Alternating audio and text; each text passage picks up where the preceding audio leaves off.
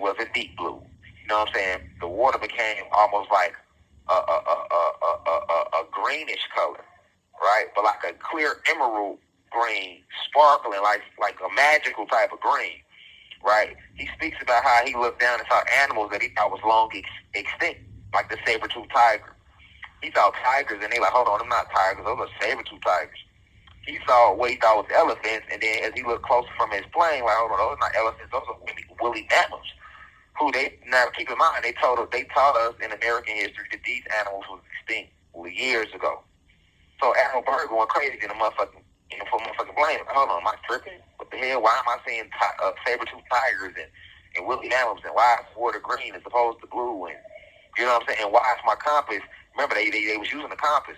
Well, the compass completely started acting crazy. It couldn't tell north from east, west, or south anymore because you know why? Because they were going to they went over the ice wall, right? So beyond the ice wall, you don't have the satellite to affect the electricity. You don't have the frequency barrier that's affecting what we believe to be is time. You know what I'm saying? You don't have all this oxygen that's in the air over here that's poisoning the water. In certain parts over the ice wall, the water hasn't been poisoned yet. All right? So you got to understand that in Antarctica, right, Atlantis is headquarters of the entire realm. Right? Capital of the entire realm of Atlantis is Atlanta, Georgia, where Atlanta, Georgia is located today in the United States. So this is why when Admiral Byrd was flying over the ice wall, he came into Moorland. All right?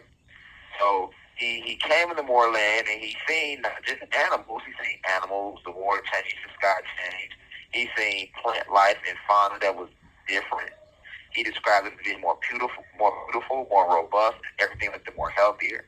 You know, he could see giant fruit trees and where the fruits were huge. You know, and he saw people. Right? He saw the people. So this is what initially led to when he went back and told his story. This is what led to Operation High Jump, right? And Operation High Jump is when you know the U.S. they put together a team of military, Navy, Air Force, Army, Marines was all in on it, and they went to Antarctica to try to discover what it was that Admiral Byrd seen.